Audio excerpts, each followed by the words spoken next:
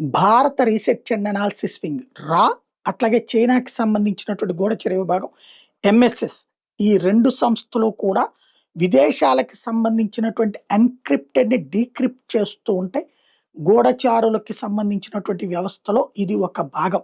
యుద్ధంలో ఇదొక భాగం అనాలా, గూఢచర్యంలో ఇదొక భాగం అనుకోవాలి.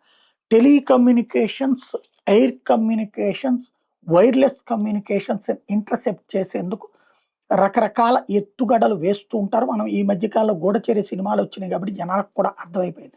ఇప్పుడు అట్లాంటి వాటిట్లలో ఒక ఆడియో అటు చైనా ఇంటర్సెప్ట్ చేసింది, చైనాకి సంబంధించిన మెసేజ్ మన రా కూడా ఇంటర్సెప్ట్ చేసి ఈ సమాచారాన్ని రష్యాకి పంపిణీ చేయడంతో పుతిన్ కాపాడబడ్డాడు.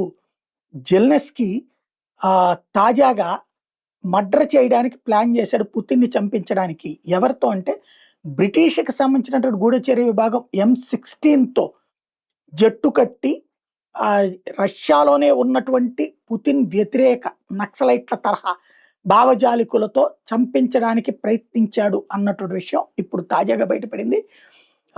సెర్గీ షోయిగు ఈ విషయాన్ని తాజాగా చెప్పుకొచ్చాడు. రోమన్ బబుష్కిన్‌తో కలిసి మాట్లాడుతున్నటువంటి సందర్భంలో వాళ్ళు ఇచ్చిన సమాచారంతో పుతిన్ కాపాడబడ్డాడు అన్నటువంటిది.